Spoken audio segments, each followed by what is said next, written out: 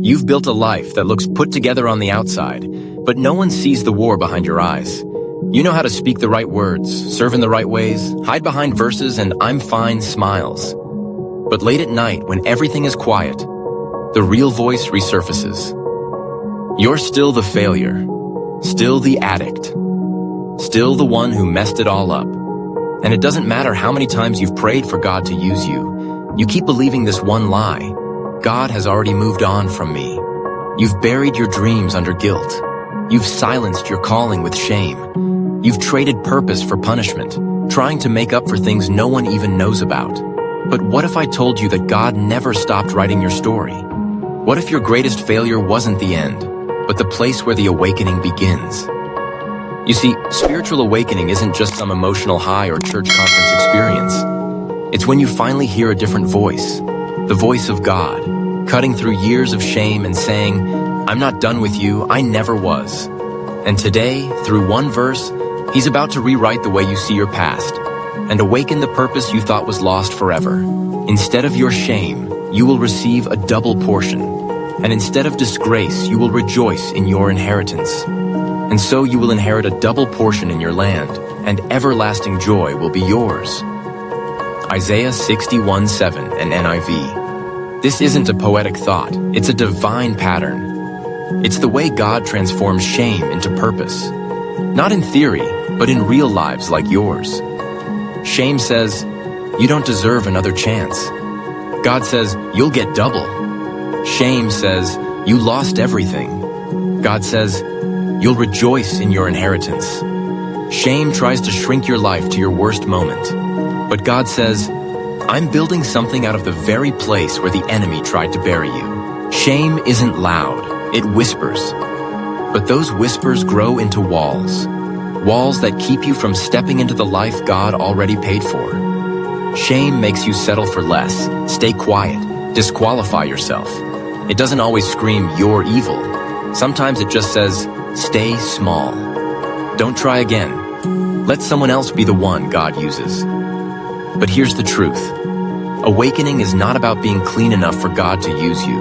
It's about being honest enough to let Him touch what you've hidden. Awakening doesn't begin with inspiration. It begins at the cross. You don't just wake up from shame. You repent from the lies it told you. And repentance isn't God punishing you. It's His mercy pulling you out of hiding and back into purpose. God doesn't awaken perfect people. He awakens the desperate, the surrendered, the willing. Moses had blood on his hands. Peter had betrayal on his lips. Paul had violence in his past. But God didn't erase those stories. He redeemed them. And the same God who turned murderers into prophets, traitors into apostles, persecutors into preachers, is still awakening people today. What if the shame you've been carrying is actually the assignment you're called to speak into?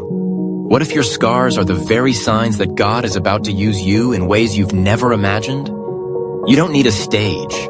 You don't need a spotlight. You just need to be awake to who you really are in Christ. Forgiven, anointed, and still called. 3 steps to awakening. Practical, real, doable. 1.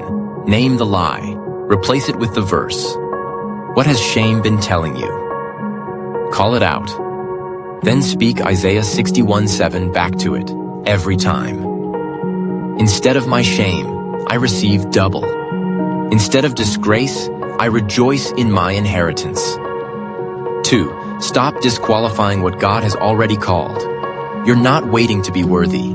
You're not waiting for a better version of yourself. God awakens you now, not because you're ready, but because He is. 3. Step forward while you still feel weak.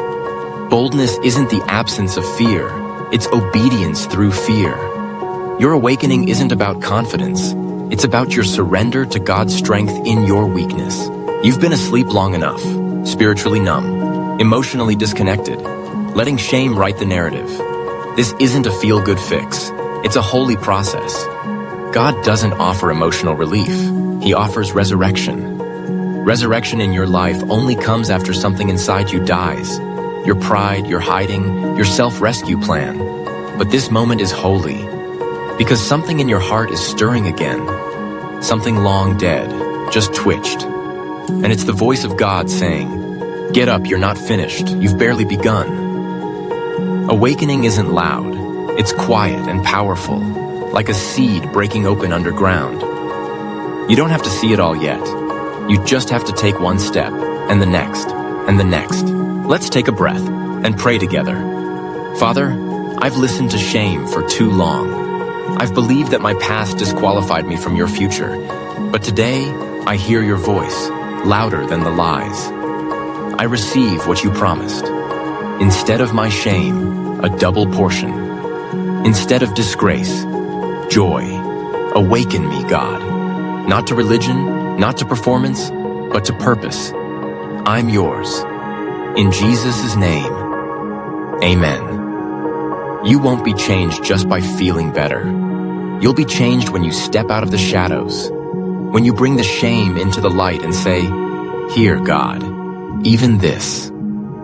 That's when real freedom begins. If something stirred in you today, don't ignore it. That's not emotion. That's awakening. Don't walk away from this moment. Write the verse. Declare the verse. Live the verse. You were not meant to live buried under shame. You were meant to rise with purpose. This is your moment. This is your awakening.